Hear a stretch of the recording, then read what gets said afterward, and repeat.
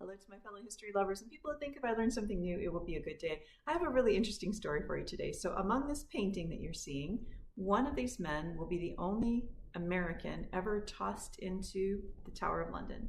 And that person is Henry Lawrence. And you might think, well, then why does she have John Adams' book here? Let me tell you. So, when I was reading this fabulous biography about John Adams, one of the important things that he does is negotiates a treaty, basically getting money, desperately needed money from the Dutch. But it turns out he's only sent because the first guy had succeeded and failed at the same time. So, Henry Lawrence, who's in the picture, and John Adams is in that famous painting by Benjamin West, is the first guy to go to Dutch, and he basically gets a deal done. But unfortunately, as he's coming back, his ship is captured by the British, and he literally throws the paperwork overboard, or has somebody, the paperwork is thrown overboard, and the British retrieve it. And they start reading through and think, holy cow, the Dutch are about to align themselves with the colonists. And so they actually declare war on the Dutch and throw Lawrence into the Tower of London.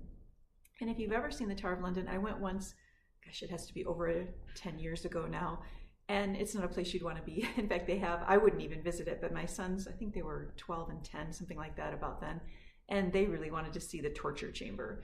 And so I told my husband, you need to take them because I don't even want to see this thing. Anyway, Henry Lawrence is in there at the Tower of London for over a year.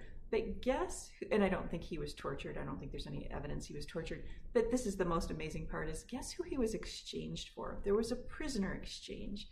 And you have to think, who would have been like a big wig enough that they would exchange Lawrence for this guy? And it turns out it was Cornwallis. So if you think General Cornwallis, Yorktown, big general, and Washington had captured him at Yorktown, which is kind of the last major battle of the American Revolution.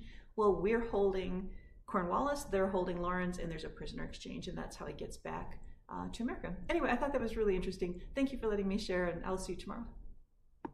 A super short PS, but I found a really interesting video. It's only maybe 4 minutes and it'll tell you more. And so I'll link that in the comments. I will see you tomorrow.